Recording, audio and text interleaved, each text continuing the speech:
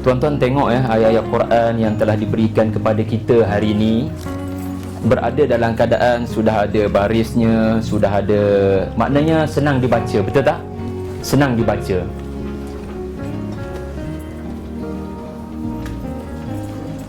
Contoh surah Toha yang mengandungi banyak cerita tentang Nabi Musa.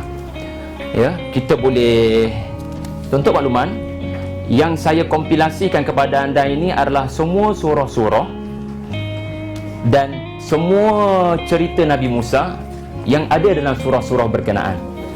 Ya. Alhamdulillah, syukur pada Allah, Al-Quran pada waktu kita sekarang sudah terkumpul dalam satu buku, betul tak? Dan bukan di pelepah tamah, bukan di kulit binatang.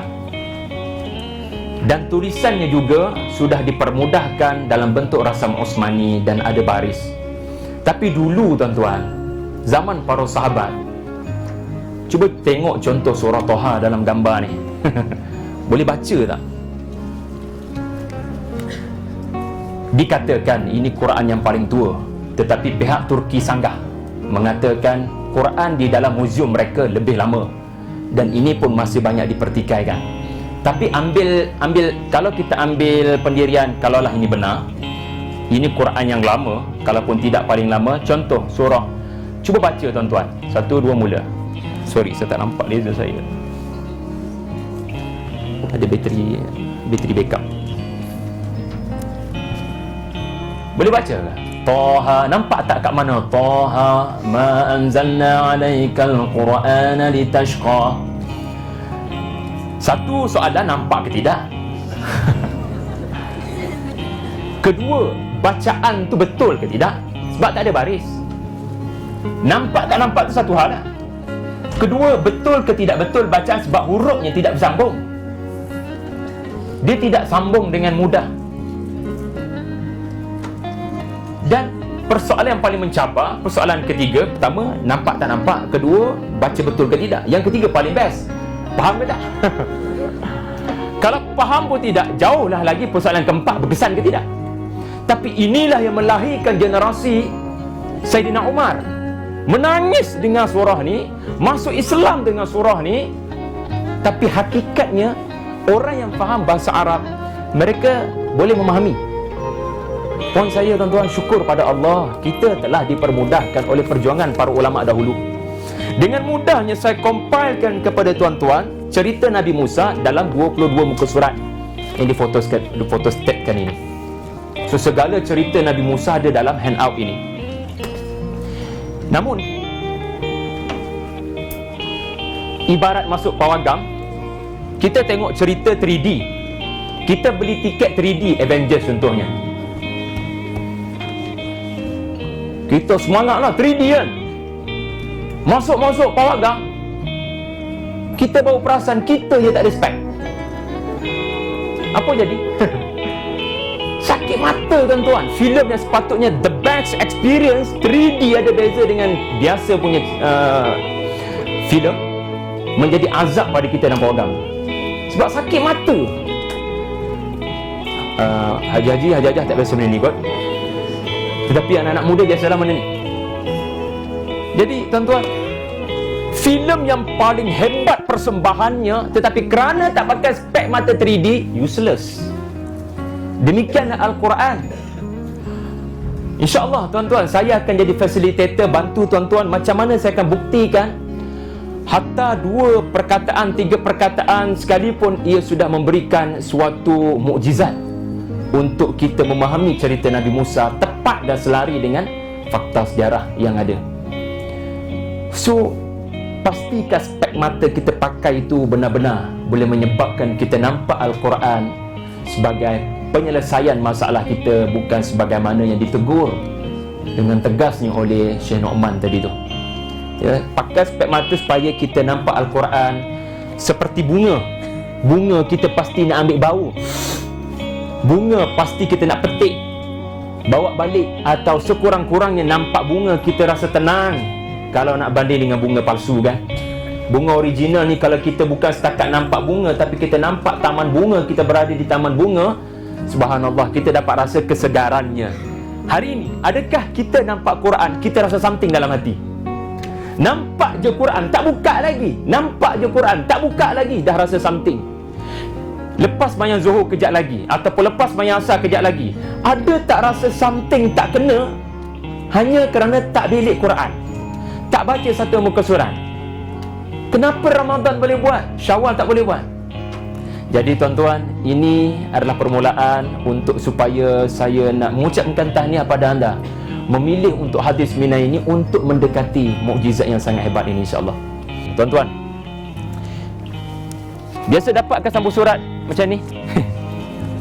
Apa perasaan anda bila dapat surat yang tertulis kat sini urusan Seri Paduka Baginda? Anda tak rasa apa kat dalam ni? Berbanding sambung surat biasa. Inquiry, insting anda akan lebih tertanya-tanya apa benda kat dalam ni. Soalan, cara kita memandang Al-Quran macam tu tak? Kita meletakkan sampul surat yang tertulis ini lebih kredibel, lebih luar biasa sikit daripada surat-surat biasa. Macam mana cara kita melihat Al-Quran? Adakah kita melihat Al-Quran sebagai urusan Paduka Baginda daripada Tuhan semesta alam yang sudi untuk menyampaikan dengan bahasa yang boleh kita faham segala titah perintah Tuhan semesta alam? Ada tak kita memandang Al-Quran selepas Ramadan?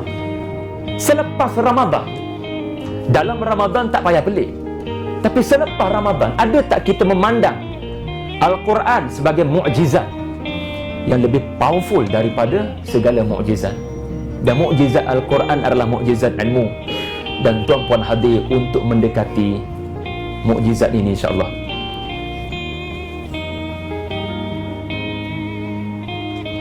Sebab itu Nabi SAW didik kita. Nabi didik kita, tuan-tuan, dalam doa-doa yang maksur dalam buku kecil. Biasanya tuan-puan boleh nampak Hisnul Muslim, pendinding orang Muslim. Akan ada hadis-hadis yang maksur daripada Rasulullah, termasuk doa ini. Kita selalu baca ketika khatam Quran Ramadan baru-baru ni, dan tadi pun saya baca. Tuan-tuan tengok Rasulullah didik kita macam mana cara pandang Quran. Lihatlah Al-Quran sebagai Rabi'. Rabi' ni apa? Dekat Mesir ada satu tempat namanya Raba'ah. Ya, Raba'ah yang jadi simbol kepada ni. Rabi', Mausimur Rabi'. Perasan kan ada satu doa kita baca, tadi pun saya baca, anta ja'alal Qur'ana rabi'a qulubina wa nura sudurina wa dhahaba humumina wa humumina. Saya pergi Australia bulan lepas, dengar tazkirah tarawih semua. Pelik juga, 2 kali saya dengar scholars yang berbeza sebut poin yang sama. Mungkin itu dah satu ketentuan Allah supaya saya dapat dengar sesuatu yang tidak pernah saya dengar, iaitu maksud doa Rasulullah. Nabi kata, ya Allah, kami meminta kepadamu dengan kelebihan nama-namamu di dalam Quran, dengan kelebihan nama-namamu yang kamu ajarkan kepada hamba-hambamu, dan segala rahsia yang ada kepada nama-namamu. Kami pohon satu sahaja kau jadikan Al-Quran kepada kami Rabi' qulubina.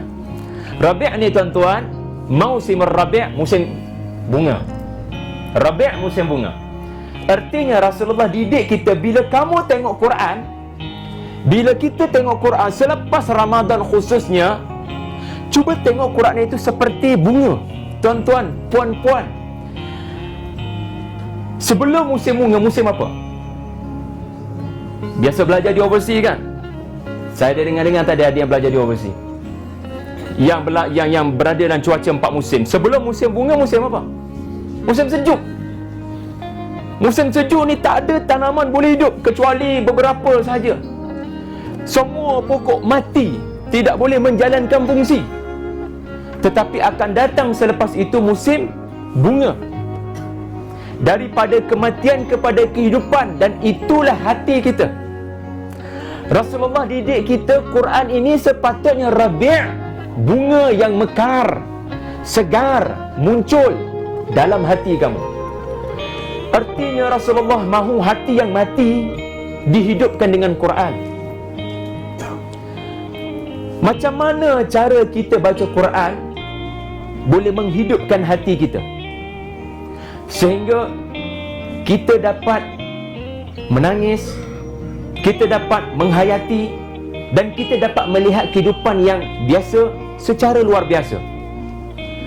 Rabi' qulubina, jadikan Al-Quran ini sebagai taman bunga dalam hati kami. Allah describes the heart as becoming hard.